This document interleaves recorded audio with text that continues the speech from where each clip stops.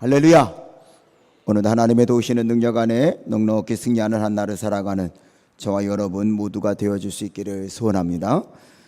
이제 욥기가 서서히 끝나갑니다. 이제 오늘 읽고 나면 2장이 더 남아있는데 오늘 말씀도 중간에 욥이 잠깐 대답을 하는 부분이 있습니다. 그러나 그 나머지 대부분은 하나님이 말씀하고 있는 것입니다. 그런데 오늘 이 40장의 한 절반 정도는 정확히 말하면 10절입니다. 근데 분량으로 보면 거의 절반인데 이 한 절반 정도는요 한 동물을 예를 들어서 설명을 하는 내용입니다. 그 베헤못이라고 되어져 있는데 이 이야기를 잠깐 좀 먼저 말씀을 드리면 15절에 이렇게 되어져 있거든요. 우리 15절을 읽고 설명을 드려볼까요? 15절 말씀입니다. 시작. 이제 소같이 풀을 먹는 베헤못을 볼지어다. 내가 너를 지은 것 같이 그것도 지었느니라. 아멘. 베헤못이 뭔지 아시나요? 이게 사실은 베헤못이 뭔지를 알기는 쉽지는 않아요. 상상 속의 어떤 동물일 수도 있지만 그런데 우리가 문헌을 보면은 사실은 상상 속의 뒷문만은 아니고요. 우리가 이집트의 역사를 보면은요 지금도 이 베헤못을 상징하는 이런 이 유물들이 발견이 되는 게 있습니다. 여러분들 성경에 보면 베헤못 그리고 거기 표시가 있고 아래 뭐라고 볼 수 있다고요? 하마로 볼 수도 있음 그랬습니다. 그러니까 하마로 볼 수도 있음 그랬단 말이죠. 그러니까 하마 비슷한 동물인 거라 같은데 대부분의 사람들은 이 하마를 이 팔레스틴 사람들이 쉽게 볼 수 있는 거는 아니니까는요. 이 하마가 맞을 거다라고 이제 이야기를 하는 경우들도 있습니다. 그러면 여기 오늘 이 욥기에서 왜 하마를 여기 등장을 시켜서 베헤못이라고 이야기를 하며 그걸 설명을 하고 있느냐. 그것도 상당히 긴 이야기거든요. 15절서부터 마지막 24절까지가 베헤못을 쭉 설명하는데요. 그런데 이집트의 그 출토물을 보면은요 이 베헤못이 우상으로 등장을 해요. 그런데 이 베헤못 여기 오늘 말씀에서도 설명이 되어지고 있는데 덩치가 엄청나게 큽니다. 여러분 이 하마 여러분들 동물원에서 보셨나요? 하마 무게가 얼마나 나가는지 아시나요? 하마가요 3톤이 나간답니다. 무게가요 3,000kg이에요. 3,000kg 큰 하마는요. 그런데요 그 하마가 말이죠 육중한 몸을 가지고 움직이는데 어려움이 많이 있잖아요. 근데 그 크고 무섭게 보이는 하마가 뭘 먹고 사는지 아세요? 풀을 먹고 살아요. 이게 초식동물이에요. 고기를 먹지 않고 풀을 먹는단 말이죠. 그리고요 물을 한번 마시면 오늘 말씀 가운데에도요 이제 이 23절에 보면 이 하마가 여기 베헤못이라고 표현하는 이 하마가 물을 한번 먹으면 얼마나 많이 물을 먹는지 오늘 성경에도 이 물 먹는 양을 이렇게 표시를 했어요. 23절 읽어보실까요? 23절입니다. 시작. 강물이 소용돌이 칠지라도 그것이 놀라지 않고 요단강 물이 쏟아져 그 입으로 들어가도 태어나니. 아멘. 얼마나 물을 많이 먹는지요. 요단강 물이 다 하마 입으로 들어가도 하마는 눈 하나 꼼짝하지 않는다는 거예요. 실제로요 하마가 한번 하고 물을 마시는 양이요 작으면 200리터라고 합니다. 200리터. 그 페트병 한 10병 정도는 한 번 하면 이 하마 입으로 들어간다는 거예요. 그 먹는 양이 엄청난 것이겠죠.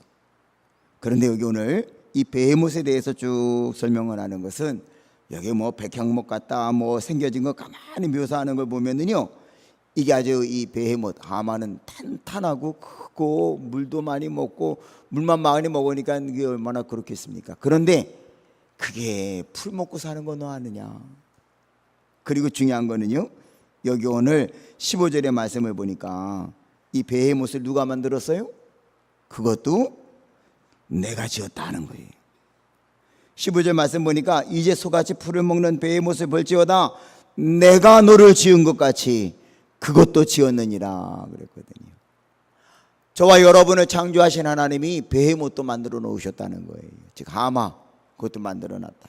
너희들 하마 보면 깜짝 놀라지? 저 이집트 사람들은 그 하마를 우상으로 섬기는데 근데 너희들 알아? 그것도 내가 만든 거야 이 사람아. 하나님이 그렇게 말씀하는 거란 말이죠. 베헤못을 길게 여기 등장시킨 것을 아마 이 시대로 여러분들이 바꾸어서 본다면 여러분들 이 시대에 혹시 깜짝 놀랄 만큼 큰 부분에 되어들어 있습니까? 정신 차리셔요. 그것도 하나님이 만드신 거예요. 우리 교회 장로님 중에요, 대우건설의 상무님이 계셔요. 이마진 장로님. 어제 청소년부 수련회 하는데 갔더니 이분이 거기 이제 오셨더라고요. 그래서 같이 저녁 식사로 아이들 고기 구워 먹는데 이제 같이 하는데 땀을 뻘뻘 흘리면서요, 이제 고기도 굽고 소시지 잘 굽시더구만 장로님이. 그래서 식사를 같이 하는데 이런 얘기 저런 얘기 하다가 그분이 그런 얘기를 하시더라고요. 그분 전공이 토목이더니요. 토목. 여러분 저 부산에 가면은요, 그 거제도 이 연결하는 다리 놓은 거 아시죠? 근데 그 다리가 이 밑으로 들어가 이게 해저에다가 이게 터널을 만들었거든요. 그 터널 어떻게 만들었는가 하면 이제 그걸 설명을 하면서 이 바다 밑에다가 터널을 만드는 게 쉽냔 말이죠. 그러니까 이 육지에서요, 세호로 그거보다 더 큰 토막된 터널들을 만들어 가지고 가서 다 붙여 놓았다는 거예요. 사람이 못 한다는 거예요. 그분 이야기는요, 하나님의 힘으로 했다는 거예요. 인간의 힘으로는 도저히 그런 공사를 할 수 없는데 그 하나님의 힘으로 한 겁니다. 바다 가운데 석유 뽑아내는 그 배들 있잖아요. 시추선이라는 거. 그 풍랑 있는 바다에 그 석유를 뽑아내는 배를 고정시키는 방법, 인간의 힘으로는 할 수 없다는 거예요. 그 깊은 바다에다가 어떻게 그거를 뭘 추출하겠습니까? 그런데 하나님의 창조 방법, 그분이 설명하기를 뒷밥 같은 거 하나 바닷바닥에다 엎어놓고요, 공기를 빼기 시작하면은요, 쿵쿵 소리가 나면서요, 파일이 박히기 시작을 한대요. 그 인간이 어떤 방법을 동원해서 박은 것보다도 더 큰 힘으로요, 파일이 박혀갖고요, 그 시추선이 고정이 돼 있을 수 있다는 거예요. 그러면서 오늘 이 설교를 하라고 그분이 그 말씀했는지 말이죠. 인간이 아무리 큰 소리 쳐도요, 하나님이 하시는 것에 대해서는 당할 길이 없습니다. 내가 토목을 전공했지만 전 세계적으로 유능한 엄청난 기술을 동원한 그 모든 것 결국은 다 하나님의 힘으로 하는 겁니다 라는 말씀을 하시더라고요. 오늘 이 베이몬 이야기도 그거예요. 너희들이 인간이 볼 수 있는 이 땅의 모든 창조물 중에 베헤못을 우상으로 섬길 만큼 두려워하지, 그것도 내가 만들었어 이 사람아, 그 말이란 말이죠. 그러면서 오늘 여기 이 40장 말씀에서는요, 하나님이 조금은 욥을 나무라는 이야기거든요. 그랬더니 욥이 대답하기를 나는 비천합니다. 우리 한번 4절 읽어보실까요? 하나님이 이제 진노하셔서 말씀하시는 가운데 욥은 이런 자세를 갖습니다. 한번 4절 읽어보실까요? 시작. 보소서 나는 비천하오니 무엇이라 주께 대답하리이까? 손으로 내 입을 가릴 뿐이로소이다. 아멘. 하나님 앞에 잠잠하라 이거예요. 꼭 죄 많이 짓는 사람들 보면 입술로 범죄하는 경우가 많잖아요. 게으른 사람 말로 그것을 가리려고 하는 경우들이 얼마나 많은지 몰라요. 그런데 오늘 욥은 하나님 나 이제 말 안 할 겁니다.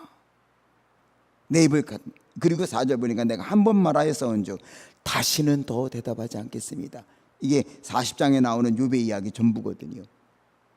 그러면서 오늘 이 15절서부터는 베헤못 하마를 예를 들어 말씀하시면서요, 하나님이 욥에게 이야기하는 너 이렇게 해라 두 가지를 요구하시는데요. 하나는요 7절에 보니까 너 대장부가 되라는 말씀을 해요. 한번 7절 읽어보실까요? 시작.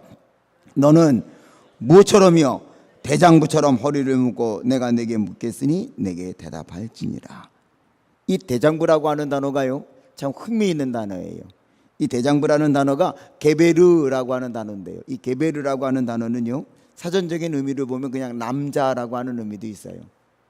근데 사실은 남자 여자 그럴 때는 아담 아담아 그런 단어를 쓰고요, 이 게베르라고 하는 단어를 사용할 때에는 여자분들에게 이게 뭐 남자여서 그게 아니고요, 여기 여자분들도 대장부 게베르가 될 수 있어요.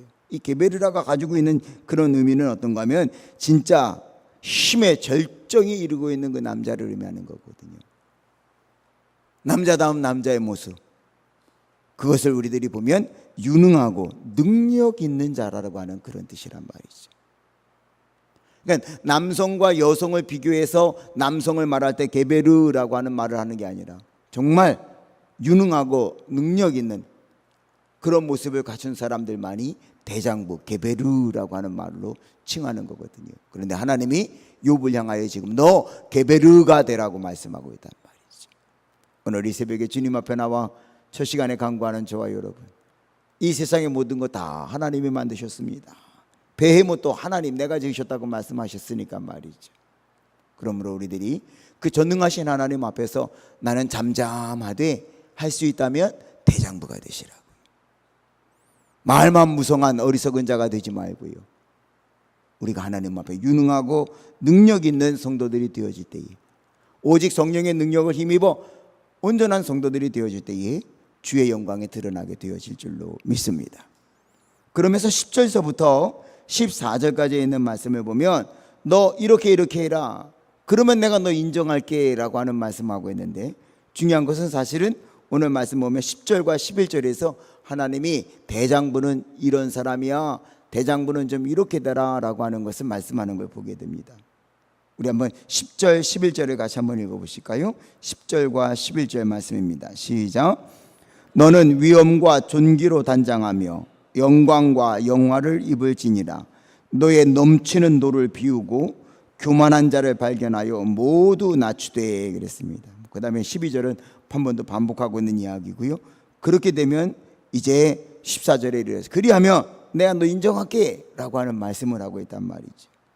자, 그럼 여기 10절에서요, 너는 위엄과 존귀로 단장하며 영광과 영화를 입을지니라 그랬습니다. 이 위엄이라고 하는 말은 가온이라고 하는 겁니다. 영어로는 이게 프라이드라고 번역을 하는데 탁월한 모습을 가지라는 뜻이고요. 존귀, 고바흐라고 하는 단어인데요, 좀 고고한 모습을 너 좀 지녀라 그런 거예요. 그러니까 인간이 너 스스로를 좀 하나님 앞에서 좀 이 탁월함, 좀 너 자신감 가져라 이거지. 프라우드하게. 그리고 너 좀 존귀한 모습을 좀 지녀. 그러면서 10절에 또 두 가지 단어가 더 나오거든요. 호드라고 하는 단어, 그러니까 하다르라고 하는 단어인데 이게 영광과 영화라고 하는 말로 번역을 하고 있습니다. 오늘 이 말은요, 지금 너희들에게 광채가 나는 삶을 살아라 하는 것이에요. 그러면 내가 너 인정할게 하나님 그러는 거거든요.